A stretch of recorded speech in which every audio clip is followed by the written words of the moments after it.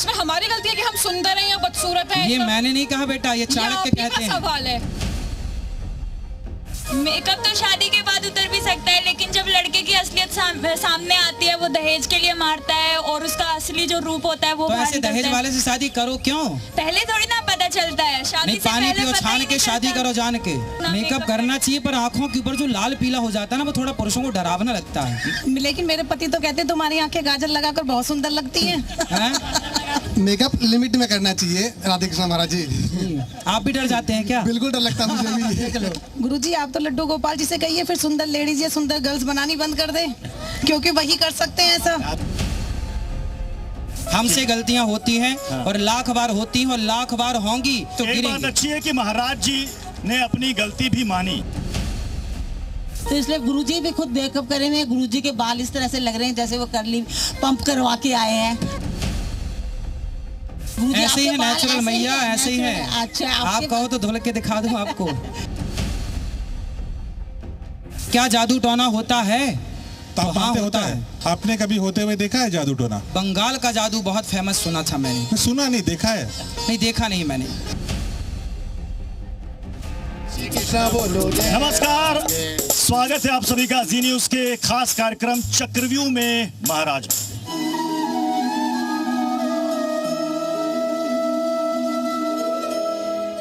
इनके लाखों करोड़ों फॉलोवर्स हैं, चाहे आप फेसबुक देख लीजिए, चाहे आप इंस्टाग्राम देख लीजिए, या फिर कोई भी सोशल मीडिया साइट देख लीजिए, इनके लाखों करोड़ों अनुयायी हैं। और इनके मुंह से निकली हुई वाणी लोगों के लिए, इनके फॉलोवर्स के लिए वो अमृत के समान है। और इनके जीवन का जो मुख्य उद्देश्य है वो है सनातन का प्रचार करना और गौ सेवा करना। लेकिन कई बार आचार्य अनिरुद्धाचार्य महाराज के मुख से निकली वाणी विवादों का विषय बन जाती है, जिसको लेकर कई सवाल खड़े किए जाते हैं। तो आज हमारे साथ खुद मौजूद हैं अनिरुद्धाचार्य महाराज जी। जोरदार तालियों के साथ स्वागत होना चाहिए, जोरदार तालियों के साथ। और आज महाराज जी उन तमाम सवालों के जवाब देंगे। सवालों का एक चक्रव्यूह होगा। अब देखना है कि महाराज जी अक्सर अपने तर्कों से, अपनी वाणी से सबको लाजवाब कर देते हैं। आज ये चक्रव्यूह महाराज जी तोड़ पाएंगे, भेद पाएंगे या नहीं। और हमारे साथ भजन मंडली भी है और 3 और खास मेहमान हैं। Doctor D K. त्यागी सर हैं, रेशनलिस्ट हैं, साइंटिस्ट हैं, तर्कशास्त्री हैं। सृजन पाल जी हैं, साइंटिस्ट हैं। शेष नारायण जी हैं जो कि ज्योतिषाचार्य और धर्माचार्य हैं। सबसे पहले महाराज जी का एक बयान जो काफी विवादों में रहा। पहला बयान उनका था कि क्रीम से नहीं, गाय के गोबर से सुंदरता बढ़ेगी। क्या वो बयान था? वो पहले सुनिए। शुद्ध देसी गाय के गोबर से यदि आप स्नान करते हैं, गोबर को शरीर में मलते हैं और मल मल के शरीर नहाते हैं, चेहरे पर भी यदि आप गोबर, शुद्ध देसी गाय का गोबर यदि उसको रगड़ते हैं चेहरे पर और उससे स्नान करते हैं, तो त्वचा संबंधी जितने रोग हैं वो समाप्त हो जाते हैं। शरीर में शाइनिंग आती है। गाय के गोबर, पहले लोग गाय के गोबर से, अब तुम दिन भर शैम्पू लगाती हो, दिन भर साबुन लगाते हो, इतना लगाने के बाद तुम कितनी फेयर एंड लवली लगाई, लेकिन हो जस की तस। महाराज जी, गाय के गोबर से सुंदरता बढ़ती है, चेहरा चमकता है, तो आपकी खूबसूरती और चेहरे की चमक का राज यही है क्या? सही कहा आपने।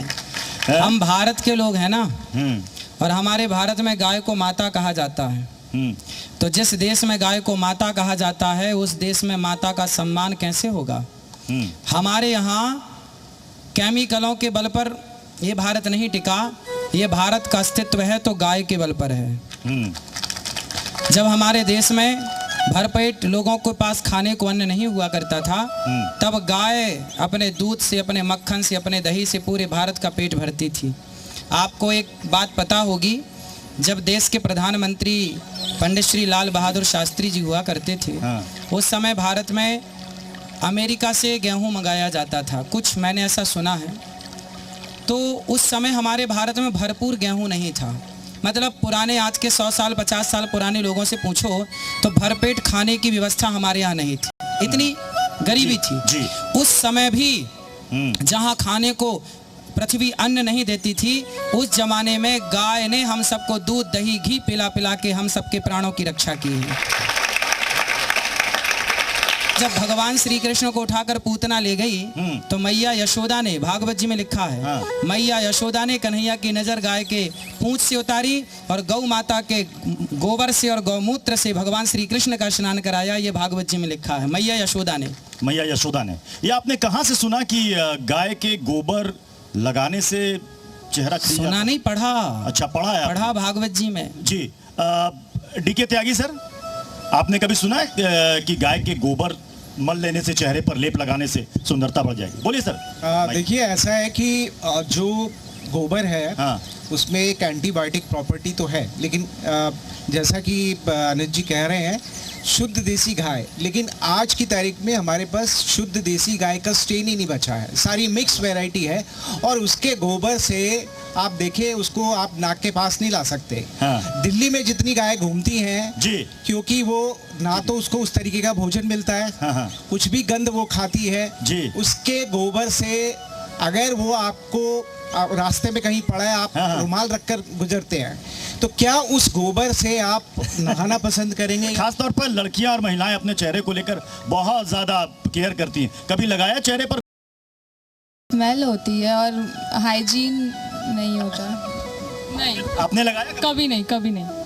नहीं, अभी तक तो नहीं लगाया। अभी तक तो नहीं लगाया? नहीं। अब महाराज जी तो कहते हैं कि वो लगाते हैं। महाराज जी, आप लगाते हैं? वाकई में लगाते हैं गोबर? भैया जी ने अभी सही बताया कि शुद्ध जो देसी गाय का गोबर है, नहीं लगाते हैं चेहरे पर? लगाता हूँ, हम तो नहाते हैं गाय के गोबर से। हमारे यहाँ, जैसा कि भैया जी ने कहा, दिल्ली में शुद्ध गाय है कि नहीं मुझे नहीं पता, पर वृंदावन में आज भी गौरी गोपाल गौशाला में शुद्ध भारतीय नस्ल की देसी गाय है, शुद्ध। आज भी संतों ने कुछ गायों को बचा रखा है, कम है। इन्होंने, भैया ने ठीक कहा कि शुद्ध गाय का गोबर जो है ना बेटा, वो आपकी चमड़ी के लिए, त्वचा के लिए बहुत अच्छा है। लेकिन अब वो, इन्होंने ठीक कहा, मिलना ही नहीं है, कमी है उस चीज। इसलिए हम सबको चाहिए कि घर में गाय करना चाहते हैं। नहीं, मैं इसी में कुछ जोड़ना चाहता हूँ। सही बात है जो त्यागी जी ने कहा, महाराज जी ने भी सही कहा कि शुद्ध गाय अगर है तो एंटीबैक्टीरियल प्रॉपर्टी है, लेकिन होता नहीं है, शुद्ध गाय तो मिलती नहीं है। तो अभी समस्या ये है कि गाय की जो गोबर होती है उसमें एक बैक्टीरिया होता है, वो होता है टिटनस का बैक्टीरिया। तो अगर आपके चेहरे पे कुछ कटा है और आपका टिटनस का बैक्टीरिया गोबर के जरिए अंदर चला गया, तो ये जानलेवा भी सिद्ध हो सकता है। और ऐसे डॉक्यूमेंटेड केसेस हैं, मेडिकल जर्नल्स में ऐसे केसेस बहुत सारे हैं जहां पर गाय के गोबर चोट में लगने की वजह से टिटनस का बैक्टीरिया अंदर चला गया।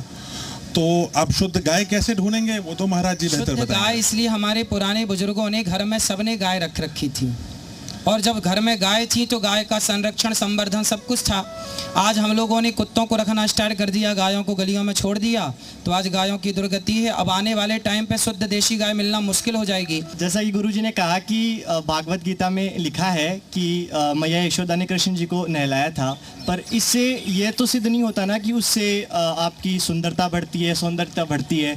और रही बात गोबर लगाने की, तो मानो उसमें, जैसे सर भी बोल रहे हैं, तो एंटीबैक्टीरियल प्रॉपर्टी हो सकती है, बट उससे एक हाइजीन भी होता है। आप कंफर्टेबल। आप चेहरे पर लगाना या नहाना पसंद करेंगे? जी नहीं सर, बिल्कुल नहीं। पर्सनली मैं ये लगाना पसंद नहीं करूंगा, हाइजीनिक रीजंस की वजह से। देखिए, ये हमारा यूथ है जिनसे भी आपने बात की। अब देखिए कितनी सारी क्रीम ये सारे लोग लगाते हैं, और उनमें कितना केमिकल होता है, कितना डैमेज करता है आपकी चमड़ी, आपकी त्वचा को। लेकिन उस केमिकल पे आंख बंद करके भरोसा आपने कर लिया। लेकिन गाय के गोबर पे भरोसा करने के लिए आपके कितने सारे नखरे हैं। शुद्ध देसी गाय के गोबर की मैं बात कर रहा हूँ।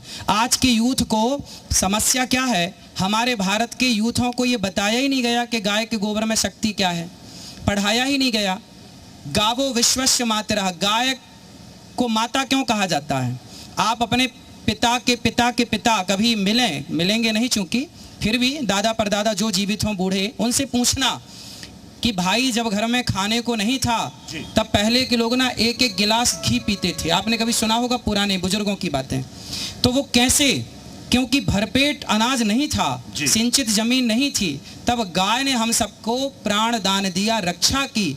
और आज उस गाय के गोबर से हमें यदि दुर्गंध आ रही है तो ये अत्याचार उस गाय पर, जिस गाय ने आपातकाल में हम सभी भारतीयों के पूर्वजों की रक्षा की, आज उस गाय पे यदि संकट है तो हमें गाय के साथ खड़ा होना चाहिए। ऐसी मेरी भावना। ठीक है। चूंकि आपके जीवन का मकसद ही है सनातन का प्रचार करना और गौ सेवा करना, गाय के बारे में आप बहुत कुछ जानते हैं, जो जानकारी यहाँ पर दे रहे हो। अलग बात है कि आपकी राय से यूथ और तमाम लोग इत्तेफाक नहीं रखते, वो चेहरे पर गोबर नहीं लगाना चाहते। एक और बयान था महाराज जी का जिसमें वो ये कहते हैं कि गाय के गोबर से जो गेहूं निकलता है, यही बयान था ना शायद आपका, और उसको खाने से संतान की प्राप्ति होती है। क्या कहा था महाराज जी ने, पहले वो सुन लीजिए, उसके बाद महाराज जी से उस पर जवाब लेंगे। जिसको संतान नहीं होती वो गाय को गेहूं खवाए, और गेहूं जब उसके गोबर से वापस आए तो उसको धुल करके, उसे सुखा करके, उसको पीस करके उस आटे की रोटी बनाकर भगवान को भोग लगाकर वो रोटी खाने से संतान प्राप्ति होती है। मतलब समझ रहे हैं? स्त्री में कई बार डॉक्टर कमी बता देता है कि आपके गर्भाशय में कोई प्रॉब्लम है। कई बार पुरुषों के शुक्राणुओं में कमी रह जाती है। कई बार डॉक्टर क्या बताते हैं, या तो बच्चे पैदा करने में, या तो स्त्री में कोई कमी रह जाए 1%, या पुरुष में कमी रह जाए 1%, शुक्राणु में कमी रह जाए, या स्त्री के गर्भाशय में कोई प्रॉब्लम हो। तो जो गाय के गोबर के द्वारा गेहूं खवाने के बाद जो गोबर से वो गेहूं निकला, सुखा कर जो आटा बनाकर जो रोटी खाएंगे, उस रोटी में वो ताकत आ जाती है जो आपके शुक्राणुओं की भरपाई कर देता है, गर्भाशय को डैमेज है तो ठीक कर देता है। मतलब गाय आपके गर्भ की रक्षा करती है। महाराज जी कहाँ से लाए सब रिसर्च आप? रघुवंशम पढ़ा है आपने? नहीं। पढ़िएगा। रघुवंशम महाकाव्य श्री महाकवि कालिदास जी ने लिखा है। रघुवंशम में लिखा है कि भगवान श्री राम के जो पूर्वज थे राजा दिलीप, उनके कोई संतान नहीं हो रही थी, तो उन्होंने अपने गुरु वशिष्ठ जी से कहा कि गुरुदेव मेरी संतान नहीं है, कैसे होगी? तब गुरु वशिष्ठ जी ने कहा था कि आप गाय की सेवा कीजिए, और राजा दिलीप ने गाय की सेवा की वर्षों तक। और गौ माता की नंदिनी नाम की गाय थी गुरु वशिष्ठ जी के पास, उन्होंने दी, बोले इसकी सेवा करो। और उस गाय की सेवा के बल पर उनके यहाँ एक पुत्र हुआ, जिन पुत्र का नाम रघु पड़ा, जिनके नाम से पूरा रघुवंश आगे चला। राजा दिलीप के गाय की सेवा करने से हुआ या वो गेहूं खाने से हुआ? गाय के, देखो ऐसा कई जगह मैं आपको प्रमाण दे सकता हूँ। आप पहले बताते तो मैं वो पुस्तकें लेके आता, ग्रंथ लेके आता। अगर आपने पढ़ा होगा तो किसी पुस्तक का नाम भी याद होगा। बिल्कुल, मैंने बताया रघुवंशम में तो ये जिक्र है। पर जो गोबर की बात है, गोबर नहीं खाना है, गाय को गेहूं खिलाओ। सबसे पहले क्या करो, गाय को गेहूं खिलाओ। फिर जब वो गेहूं गाय के गोबर से वापस आएगा तो उस गोबर से उस गेहूं को निकालना है, साफ करना है, 5 बार 6 बार 10 बार उसे साफ करो। फिर उसे पीस कर फिर उसकी रोटियां बनाकर खाने से, मैंने जो सुना है जी अपने ऋषियों से, संतों से, और पढ़ा है जो, वो ये पढ़ा है, कुल मिलाकर के गाय ऐसी है कि गाय केवल दूध ही देती है जी, दही और मक्खन और घी तक ही हम जाते ना। गाय के गोबर के द्वारा खाने के बाद जो गेहूं बाहर निकलेगा उसे धुलकर रोटी बना के खाने से हमारा गर्भाशय और हमारे शुक्राणु स्ट्रांग होते हैं, ऐसा मैंने सुना है। और आप बताते तो मैं लेके आता, कहाँ लिखा है। अच्छा महाराज जी, एक चीज कमाल है, आप बहुत अच्छे कथावाचक है, कथा कहते हैं, लेकिन आपकी एक लाइन जो है बार बार आती है, ऐसा मैंने सुना है। आपका तो बहुत बड़ा आश्रम है, कितनी गायें होगी वहाँ? 350 से अधिक। 350 से अधिक, अच्छा। और कितने एकड़ में फैला है वो? लगभग 2 एकड़ है। 2 एकड़ है, अच्छा। जहाँ गौ माता रहती हैं लगभग 2 एकड़ की भूमि है। हाँ, तो वहाँ पर क्या खिलाते हैं उनको, चारा या गेहूँ? उनको चने का दलिया, चना, बाजरा, मक्का और ये सब जो है ना। नहीं, चूंकि आपने खुद कहा ना कि वो कि गेहूं खाने से और जो गेहूं गोबर में निकलेगा उससे संतान की प्राप्ति होगी, इसलिए मैंने पूछा। दलिया खिलाते हैं ना गाय को, सुंदर चारा आता है। रघुवंशम में आपने कहा ना कि रघुवंशम में हमने पढ़ा है, तो उसको प्रैक्टिकली यहाँ पर आप यथार्थ में क्यों नहीं उतारते? गेहूं खिलाइए, गोबर से गेहूं निकलेगा, उसको बताइए। जिसको बताते हैं, जो करते हैं प्रैक्टिकल, गौ माता की कृपा से होती भी संतान क्यों नहीं होती? अच्छा, देखिए त्यागी जी, क्या आप इसे मानते हैं जो कह रहे हैं कि हमने कहीं सुना है ऐसा? देखिए, आज के हमारा जो प्रेजेंट टाइम है, ये साइंस का है। कही हुई बात नहीं, उसका साक्ष्य चाहिए। रेफरेंस हो सकता है किसी किताब में जिक्र हो, लेकिन उसको प्रैक्टिकली भी प्रूव करना होता है। जो बहुत सारे रिसर्च पेपर हैं गोबर के ऊपर, गौमूत्र के ऊपर, इंडिया में भी, संतान प्राप्ति को लेकर कोई रिसर्च है क्या गोबर को लेकर? किसके ऊपर? बिल्कुल नहीं है। सृजनपाल जी, हम बात कर रहे थे संतान प्राप्ति की, ऐसा कोई रिसर्च है क्या कोई पूरी दुनिया में कहीं? ऐसा कोई रिसर्च नहीं है। महाराज जी की बात ये कि गाय का ख्याल रखिए, बहुत अच्छी बात है, अच्छा जानवर है, ख्याल रखना चाहिए हमें। लेकिन ये कहना कि मेडिकल साइंस इतना बड़ा बना, इनफर्टिलिटी के ऊपर, आईवीएफ के ऊपर इतनी टेक्नोलॉजीज बनी, वो सब एक तरफ, और गाय के अंदर जो है एक गेहूं का दाना जो निकला उसका रोटी बनाए एक तरफ, ऐसी कोई मेडिकल साइंस नहीं है। समस्या ये होगी कि लोग ये सब ट्राई करना शुरू कर देंगे, और जो एक्चुअल मेडिकल प्रॉब्लम है उसको सॉल्व करना भूल जाएंगे। फिर तो शेष नारायण जी, लोग गायनेकोलॉजिस्ट के पास नहीं जाएंगे, डॉक्टर के पास नहीं जाएंगे, कुछ समस्या है तो फिर गाय को गेहूं खिलाएंगे। यही तो डर है कि यदि गाय ने सब कुछ कर दिया तो ये सारे लोग फिर कैसे चलेंगे? महाराज जी, आयुर्वेद में ऐसा कहाँ लिखा है जो आपने बताया? क्या ये तो रघुवंशम में भी नहीं है जो आप बता रहे हैं, जो रेफरेंस आपने दी उसमें सिर्फ सेवा की बात करी है। सुरभि नाम की जो अलौकिक गाय है उसको ऑफेंड कर दिया था किंग दिलीप ने, और उसका जो प्रकोप था उसको हटाने के लिए उन्होंने कहा कि आप मेरी बेटी नंदिनी जो छोटी गाय है उसकी आप रक्षा कीजिए। ये गेहूं खाने की प्रथा आखिर गौ माता की सेवा से उनको संतान हुई। सेवा और गोबर में निकला हुआ गेहूं, ये बात उसी रघुवंशम में लिखी है, उनकी सेवा से उनको सेवा लिखी है सर। लेकिन महाराज जी है, नाटक है, वो एक कवि की कल्पना है, वो विज्ञान नहीं है, वो रियलिटी नहीं है। आपकी कल्पना कहीं भी जा सकती है, वो कल्पना नहीं है। ये सारे शास्त्र देखिए, महाकवि कालिदास जो हैं उनके द्वारा लिखे गए ग्रंथ प्रामाणिक हैं, उन्हें कल्पना नहीं। कवि है तो कवि तो कल्पना ही करता है। चलिए चक्रव्यूह में महाराज, इसमें हम आगे बढ़ते हैं, और महाराज जी का एक और बयान जिसमें महिलाओं के कपड़े को लेकर महाराज जी ने एक बयान दिया था। क्या था वो बयान, पहले एक बार सुन लीजिए। आज युवा पीढ़ी जो है, आज हम किसी बहन से कहें कि बहन कपड़े पूरे पहन लिया करो, अरे महाराज जी अपनी सोच बदलो, आप अपनी सोच बदलो। अच्छा ठीक है, हम अपनी सोच बदल लें तो आप ही जरा अपनी सोच बदलो। अभी हमने इसको खोला, अब आप मत देखो, मत देखो, इससे क्या पॉसिबल है? आप ही खोल खोल के दिखाएंगे तो देखने वाले का जा क्या रहा है?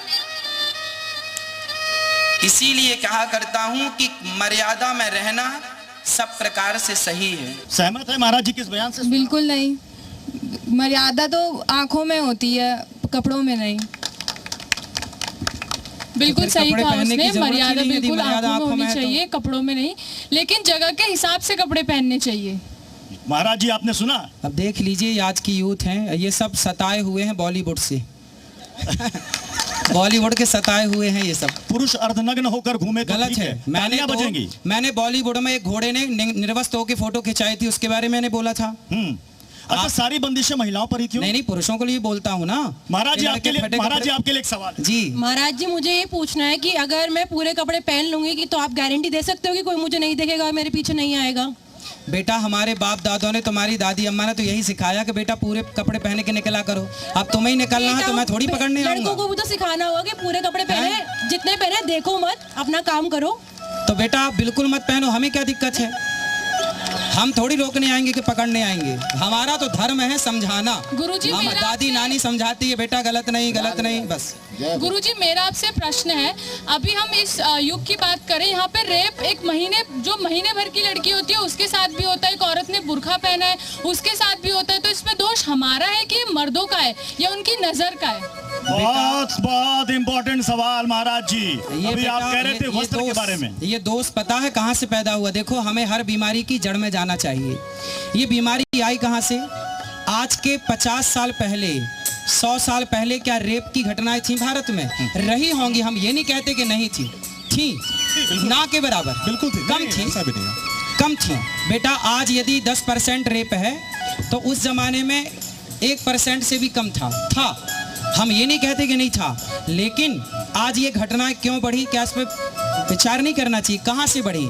आज लड़के हों लड़कियां हों मोबाइल पे टीवी पे अश्लील चीजें देख रहे हैं। जब देखेंगे तो उसका असर दिमाग पे पड़ता है, और जो पड़ता है असर वो उसको प्रैक्टिकल करना चाहते हैं, और जब प्रैक्टिकल करना चाहेंगे तो वो रेप की घटनाएं होती हैं। इसलिए मैं एक निवेदन करूंगा आप सबके द्वारा कि हमारे देश में हर अश्लील चीज पर बैन लगना चाहिए, वरना ये यूथ बहुत जल्दी बिगड़ जाएगा। आप कोई हम संभाल नहीं सकते।